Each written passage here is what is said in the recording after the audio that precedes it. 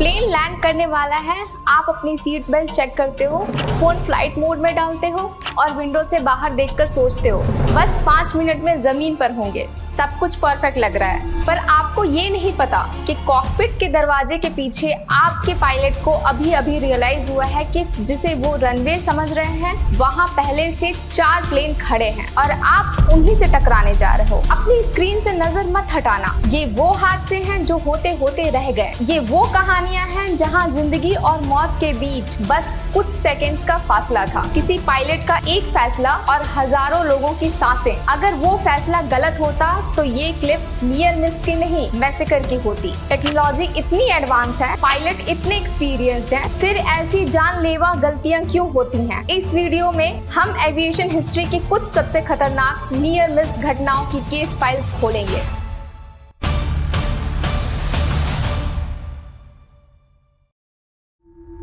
Scene है San Francisco airport का और वहां पर रात के 11:56 बज रहे थे। एयर कनाडा 759 लैंड हो रही थी। कॉकपिट में पायलट्स के लिए ये बस एक और रूटीन लैंडिंग थी, लेकिन जैसे जैसे प्लेन नीचे आया कैप्टन को अजीब सा लगा, कुछ तो गड़बड़ थी। एयरपोर्ट का लेआउट जैसा चार्ट पर था वैसा जमीन पर नहीं दिख रहा था। जो लाइट्स उन्हें दिखनी चाहिए वैसी नहीं थी। एक पूरी रनवे जैसे गायब हो गई थी और उनके सामने जो लाइट्स की लाइन थी वो कुछ ज्यादा ही बिजी लग रही थी। नॉर्मल सिचुएशन में यहाँ 2 रनवेज हैं, 28 लेफ्ट और 28 राइट, लेकिन उस रात मेंटेनेंस की वजह से 28 लेफ्ट की लाइट्स बंद थी, जिसकी वजह से पूरा अंधेरा था। अब यहाँ हुआ सारा कंफ्यूजन। पायलट को लगा कि जो रनवे उन्हें दिख रहा है वो 28 लेफ्ट है, जबकि एक्चुअल में वो राइट था, और उनको लगा उसके बगल में जो लाइट्स हैं वो 28 राइट हैं। पर वो रनवे था ही नहीं, वो था टैक्सीवे। और उस टैक्सीवे पे क्या था?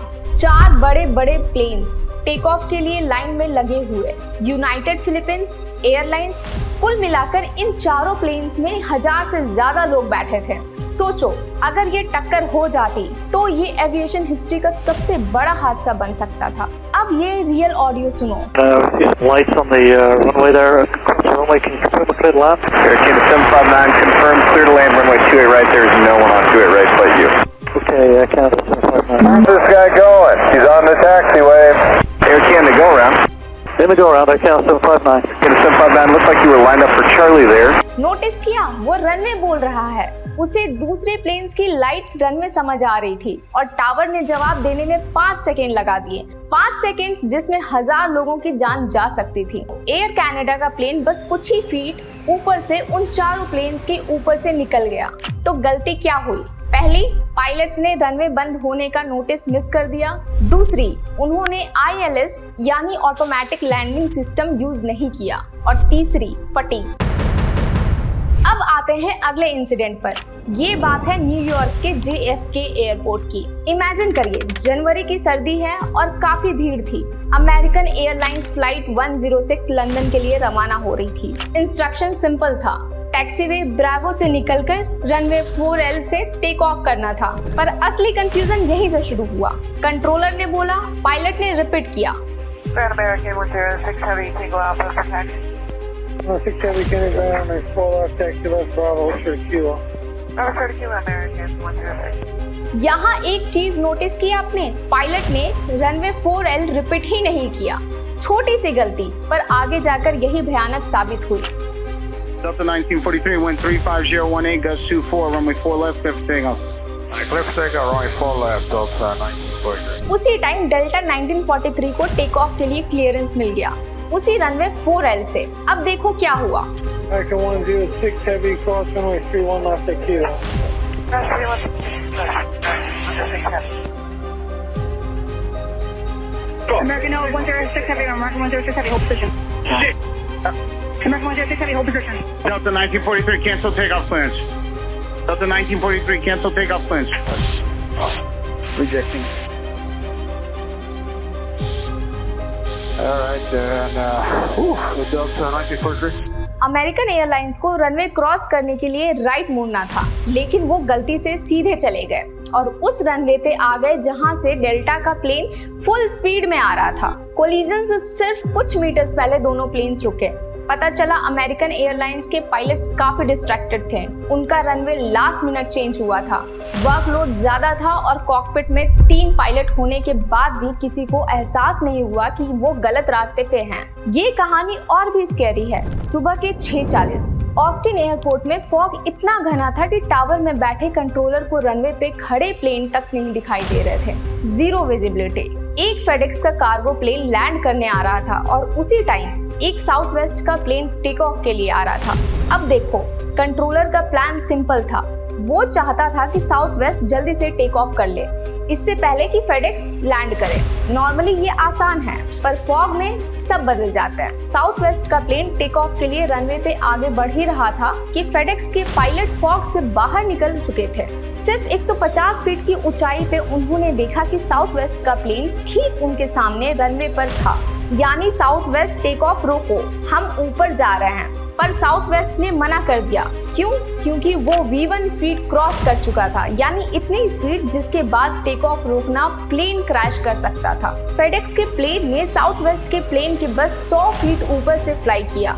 दोनों प्लेन एक ही रनवे पे एक ही टाइम पर। ये सब हुआ एक छोटे से मिसकैलकुलेशन की वजह से। इस बात को लेकर रिस्पेक्ट करना पड़ेगा कि इन पायलट्स ने काफी कामनेस दिखाया। तो दोस्तों, अब हम उस दिन की बात करेंगे जिसे एविएशन हिस्ट्री के सबसे काला दिन माना जाता है। मार्च 27, 1977, टेनेरिफ एयरपोर्ट। यहाँ 2 जंबो जेट बोइंग 747 आपस में टकरा गए। 583 लोगों की मौत हुई। आज तक ये एविएशन का सबसे बड़ा हादसा है। उस दिन सब कुछ गलत हो रहा था। एक दूसरे एयरपोर्ट पे बॉम्ब ब्लास्ट हुआ था, तो सारी फ्लाइट्स इस छोटे से एयरपोर्ट पे डाइवर्ट कर दी गई। अचानक से एयरपोर्ट पे इतना ट्रैफिक हो गया कि उसे हैंडल करना मुश्किल था। ऊपर से भयानक कोहरा छा गया और सबसे बड़ी प्रॉब्लम, उस टाइम एयरपोर्ट पे ग्राउंड रडार नहीं था और टावर को कुछ दिखाई नहीं दे रहा था। कंट्रोलर को पता ही नहीं था कौन सा प्लेन कहाँ है। कम्युनिकेशन में ऐसी गलती हुई जो सब पर भारी पड़ गई। KLM के पायलट ने टेक ऑफ के लिए पूछा। कंट्रोलर ने कुछ कहना शुरू किया, लेकिन उसी टाइम पैन एम के पायलट ने भी रेडियो पे बोलना शुरू कर दिया। इसको बोलते हैं हेट्रोडाइन इफेक्ट। बेसिकली जब 2 लोग एक साथ बोलते हैं तो रेडियो पर सिर्फ एक अजीब सी सीटी जैसी आवाज आती है और बाकी सब कट हो जाता है। KLM के पायलट्स ने बस इतना सुना, ओके। उनको लगा टेक ऑफ का क्लियरेंस मिल गया है। कैप्टन वैन ज़ेंटेन वो KLM के पोस्टर बॉय थे। उन्होंने प्लेन दौड़ा दिया। फ्लाइट इंजीनियर ने पूछा भी, क्या पैन एम अभी भी रनवे पे है? लेकिन कैप्टन ने नहीं सुना। फॉग में दौड़ते हुए KLM के सामने अचानक पैन एम का प्लेन आ गया।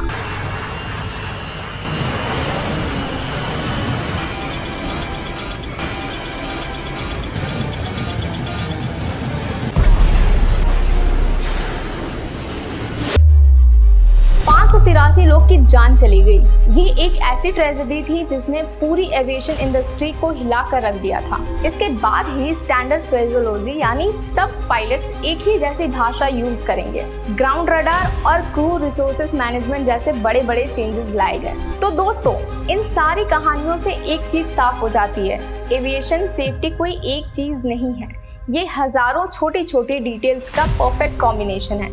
एक छोटी सी गलती, एक छोटा सा कम्युनिकेशन गैप और इतने बड़े हादसे हो सकते हैं। लेकिन इन्हीं हादसों से सीखकर, इन्हीं गलतियों को सुधार कर आज फ्लाइंग इतनी सेफ बन पाई है। लेकिन कभी कभी कुछ ऐसे इंसिडेंट्स हो जाते हैं जो सबके होश उड़ा देते हैं। आज टेक्नोलॉजी बेहतर है, पायलट्स की ट्रेनिंग बेहतर है, प्रोटोकॉल्स स्ट्रिक्ट हैं। तो आपसे मेरा बस एक सवाल है, इन सब कहानियों के बाद आपको सबसे स्कैरी इंसिडेंट कौन सा लगा? क्या अब आपको फ्लाइंग से डर लगेगा या आपका भरोसा और बढ़ गया है कि सिस्टम अपनी गलतियों से सीखता है? और क्या पायलट्स को उनके इस हाई प्रेशर काम के लिए और क्रेडिट मिलना चाहिए? नीचे कमेंट्स में जरूर बताना। और अगर ऐसे ही और मिस्ट्रीज देखनी है तो सब्सक्राइब करना मत भूलना। शेयर करो इस वीडियो को ताकि सबको पता चले कि हमें सेफ रखने के लिए पर्दे के पीछे कितनी मेहनत होती है। मिलते हैं अगले मिस्ट्री में। Till then take care.